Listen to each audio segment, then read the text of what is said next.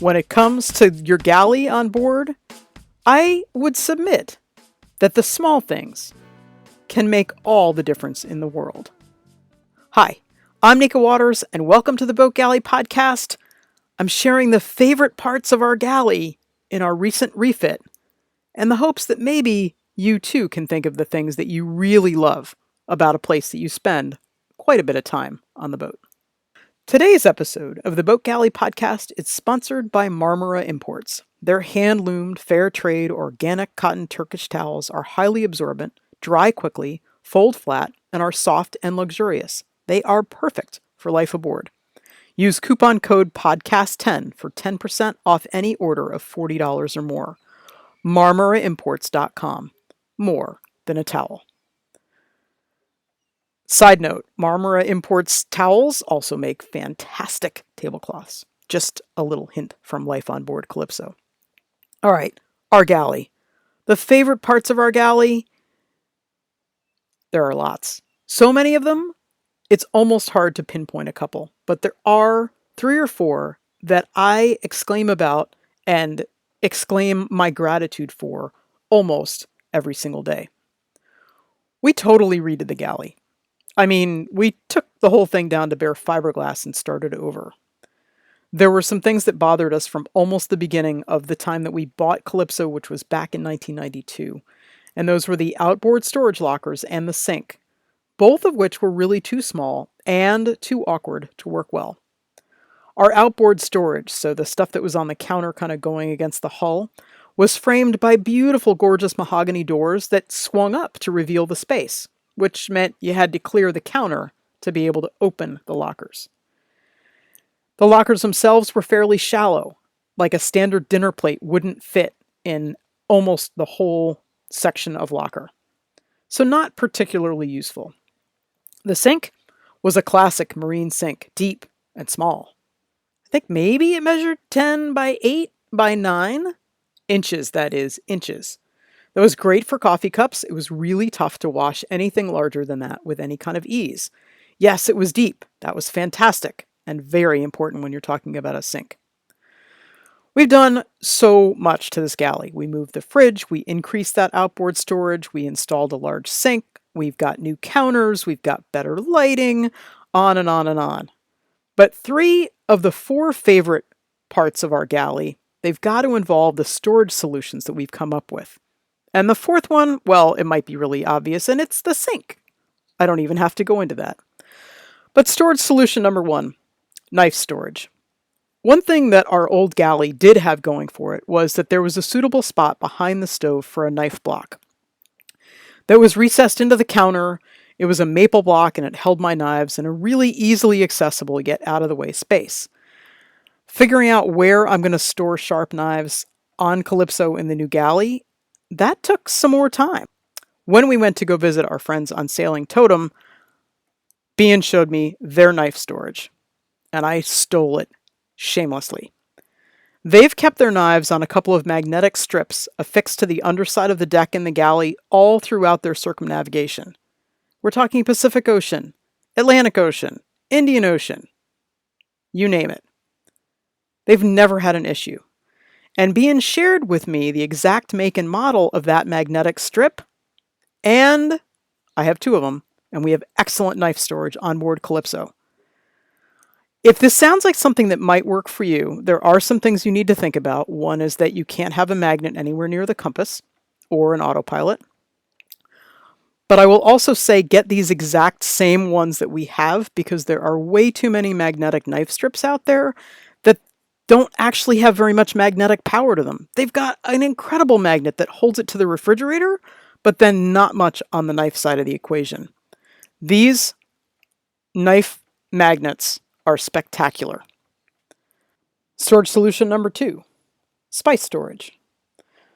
We have these awesome wooden spice racks that came from a store in J.K. Adams in Dorset, Vermont. And Dorset, Vermont has lots and lots of sentimental connections for me. It's where my parents met each other. It's where Jeremy and I were married.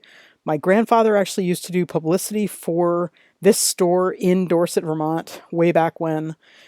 And while they no longer make all the really sweet, cool, excellent wooden kitchen stuff, actually, while they no longer are focusing only on making excellent wooden kitchen stuff, their actual store in Dorset is now more of a kitchen store like Williams Sonoma. And they've stopped making some of the things that I found really cool, like these spice racks. And these spice racks are wooden, made out of maple, as you might imagine, from Vermont. And they're designed to hold the jars for spices horizontally, but canted backwards. There's an angle that goes down. And each rack holds 15 spices, which is really actually, I tend to use the same 8 spices over and over again.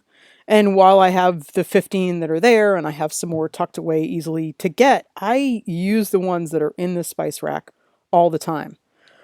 But I love this spice rack because we were able to put it on a bulkhead that is easy to access, but it's tucked away from heat, it's tucked away from light, it's not right next to the stove, but it is easy for me to grab.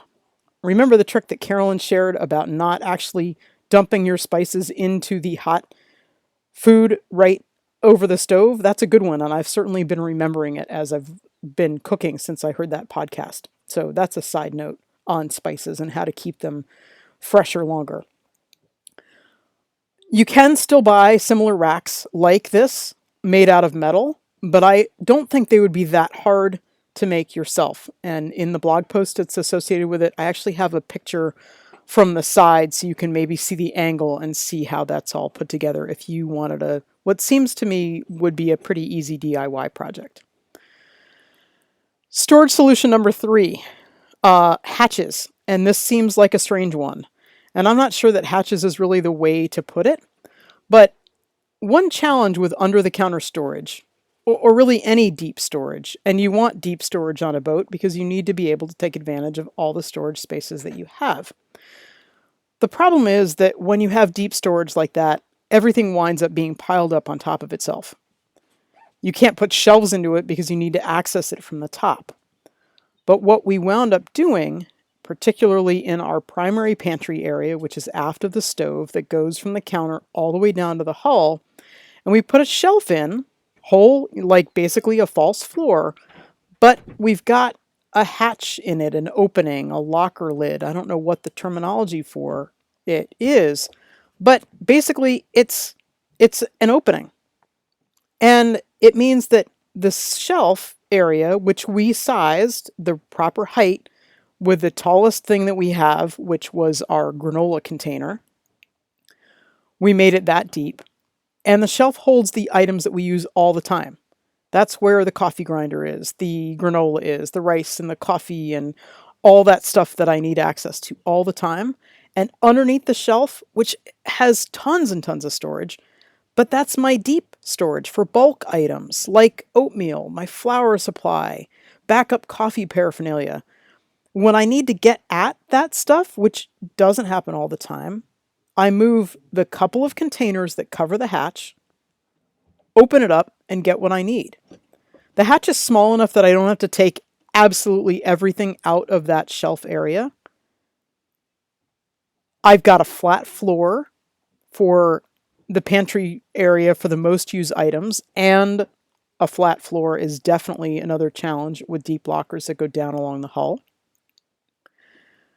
Sure, if I had space and the availability, drawers would be kind of the ultimate solution for deep storage lockers, but then you have to have the space to pull the drawers out, and on our boat, that part of the galley is the engine compartment. I can't have drawers in there. I've got 3 storage solutions that I think work incredibly well on our small boat. Maybe they will work on your boat. And then, of course, there's my favorite, which is the sink. I've got a whole other podcast, I think, on the sink itself. Small things on a boat make a huge difference. And when you are happy with those small things every day, it makes your life that much better. I can't wait to share an anchorage with you, and I hear what your favorite things are in your boat, in the galley, or elsewhere. Thank you so much for listening to the Boat Galley podcast. We love hearing from our listeners. We love it when you share us with your friends. We love it when you don't forget to subscribe in your favorite podcast app. And we love it when you leave us a review. Thank you so much and have the most spectacular week.